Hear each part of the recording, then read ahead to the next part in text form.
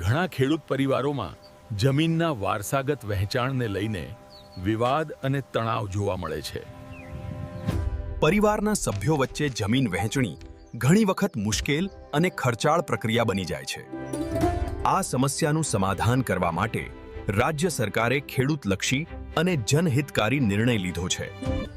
હવે નિર્ધારિત કિસ્સાઓમાં માત્ર 300 રૂપિયાની ટોકન સ્ટેમ્પ ડ્યુટી લાગુ કરવામાં આવી છે. આ લાભ સીધી અને આડી લીટીના વારસદારો વચ્ચેના વ્યવહારો માટે લાગુ પડશે. આ નિર્ણયથી કોર્ટ કેસ અને વિવાદોમાં ઘટાડો થશે અને કાયદેસર દસ્તાવેજીકરણમાં વધારો થશે. ખેડૂતોને હવે જમીન વહેંચણીમાં ઓછો આર્થિક ભાર પડશે. હકકપત્રક વધુ સ્પષ્ટ બનશે અને માલિકી હક અંગેની ગેરસમજ ઘટશે.